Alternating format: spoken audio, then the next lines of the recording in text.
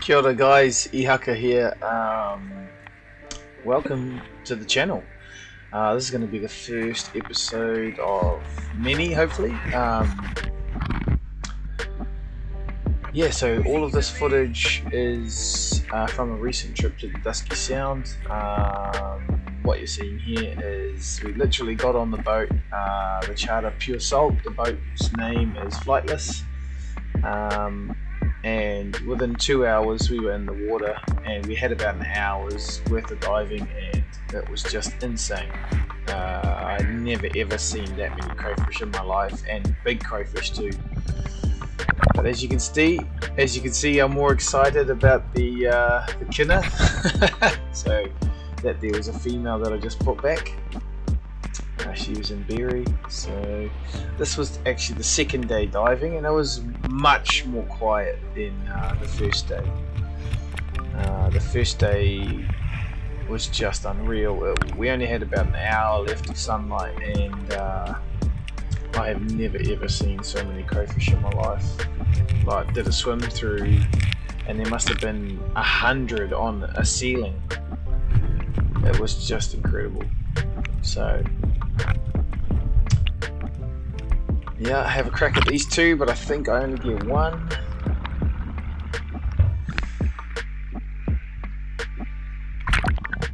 Yep, just the one. Decent size though.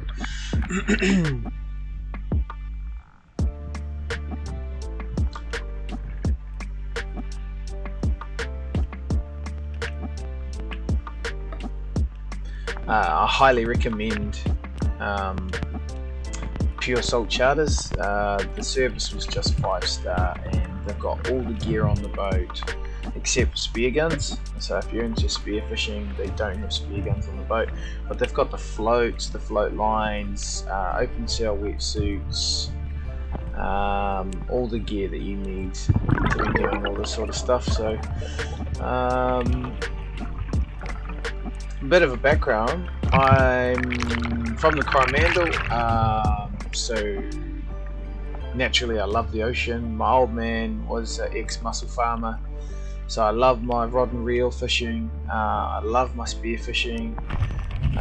So I got a few goals that I want to tick off while I got this channel. So I want to spear a 20-pound snapper. I want to catch my first 20-pound snapper on rod and reel. I think I caught one over that when I was younger, but I didn't weigh it, so I can't confirm it. So yeah, I'd like to do that, catch and release my first one on rod and reel. I'd like to spear my first kingfish over 30 kgs. That would be epic.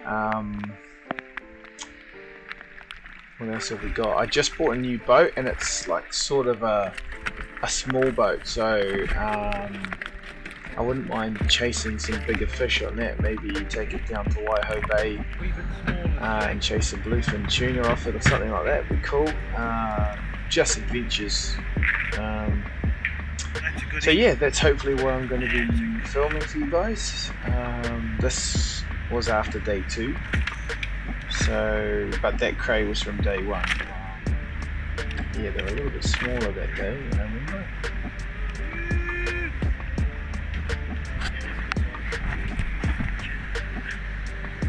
But man, the kinners are big down south. Unbelievable. You guys are spoiled down in the South Island.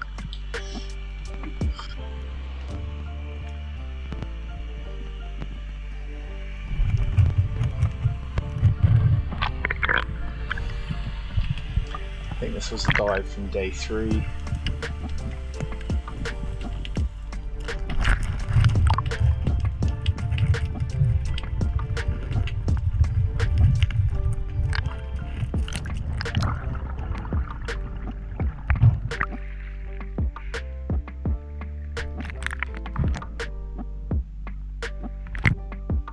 Nice size cray.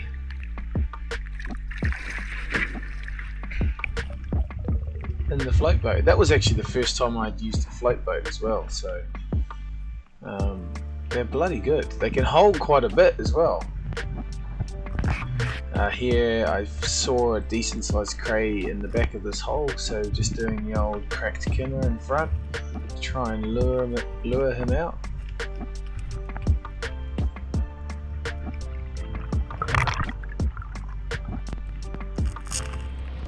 And the kinners are also fat in this area, so I took a good feed for myself. Just could not get over the size of the kinner. The kinner over this patch here are just huge. They're honestly the size of small pumpkins. It's incredible.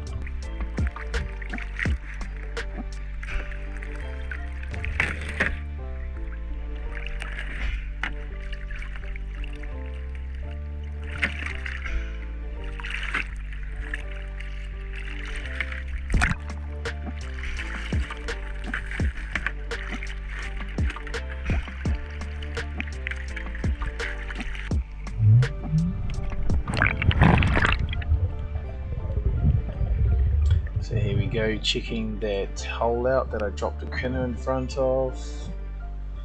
A couple of smaller crays came out, but the big one was too smart. He crept forward a little bit, but I think he knew what I was up to. So I had to crack at him anyway, but no, he was too far in.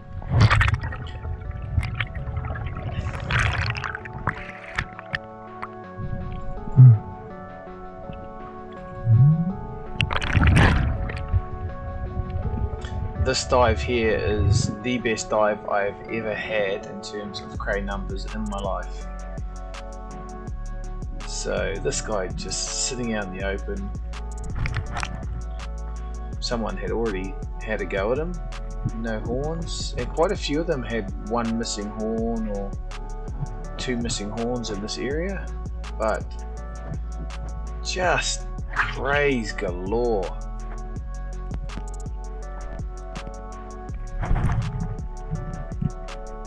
And you'll see as a size reference that basically they're all the same size as the one that I just grabbed off the rock, but I mean they're not small crays, and look at that, just cracks overflowing with them. Unbelievable. Shag diving down to 10 meters to grab a crayfish leg.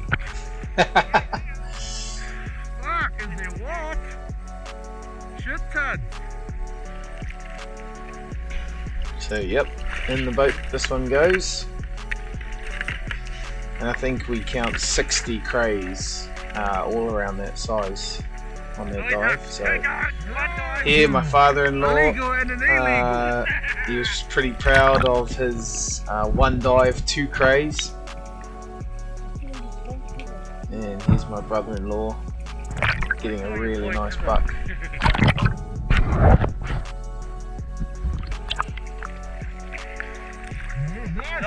A really dark coloured one too.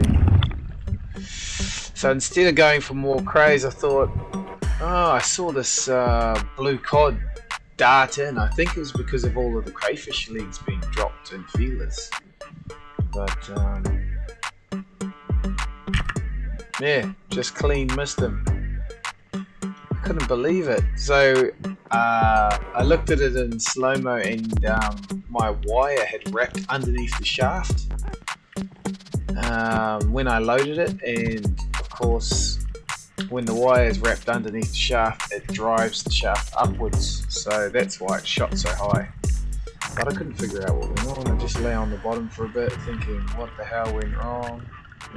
Shall I go back and get more crays? But no, this is a different spot. I moved down the coast, hoping to find more big nests like the other one. Pretty sure if I had a torch, this would have been chocker full, but I didn't have a torch on this day. One more dive. Smallies. Yeah, one more.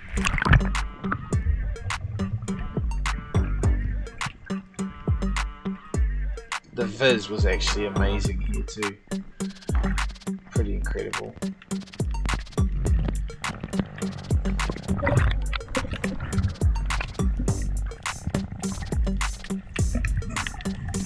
So last dive of the day, and yeah, come across that nice little cluster.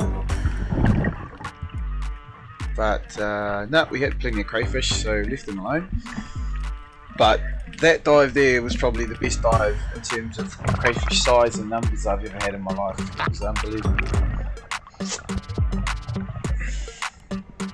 So moving on, this is actually on the last day of our trip.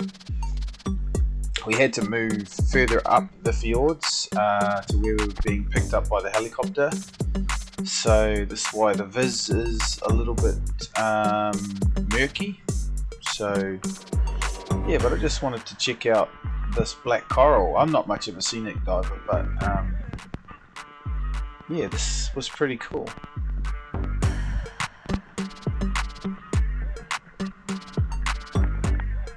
The other thing that was amazing about Fjorden was the how deep it got so close to shore. Like you could be 20 meters off the cliff face, and it's 150 meters deep. It just drops straight down.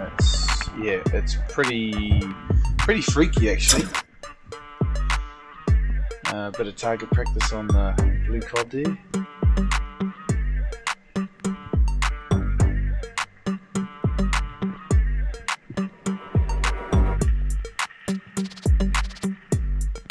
This was actually like a prospecting dive. I was just finning along and I couldn't really see the bottom from the surface, so I just dropped down. There's a nice cray on the left there and another one inside here, and I just wanted to check the terrain, see what it was like, and no, it was good. Plenty of boulders and crevices for them to be hiding in, so yeah, I kept my eye on that rock that I saw that nice cray in, and had a bit of a breathe up on the surface, and back down I went. Nice tarakihi swimming there.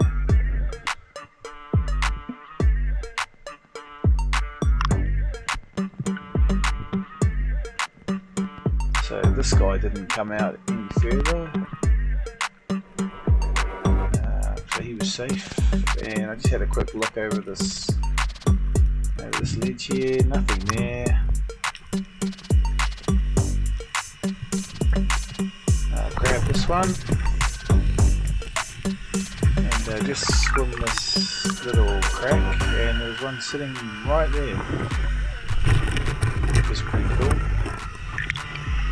It's a cray diver's dream to just have big crays like that sitting in the open. Like, that's unheard of in the North Island.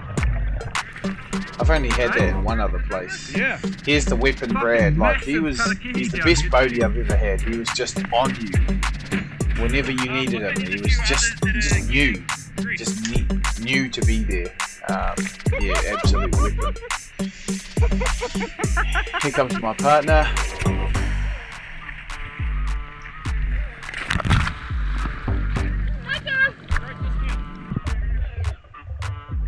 So yep, this dive, I found a nice sized buck, and she said she wanted to have a go at it, so yep, it was all hers. This was 8.5 meters down. Yeah, she gives it a good go.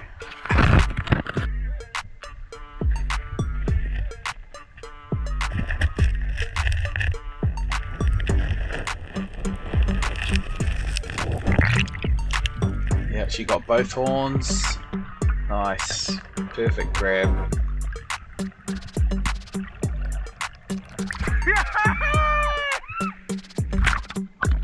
Yeah, I was a pretty proud freediver boyfriend after that, I must admit.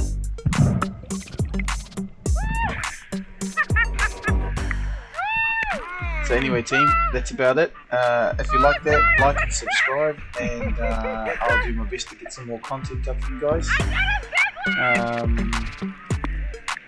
Yeah, so stay tuned team, and I'll see you on the next one. Nice, Dave. Yeah. Oh no! No, I think it might have. No, I think.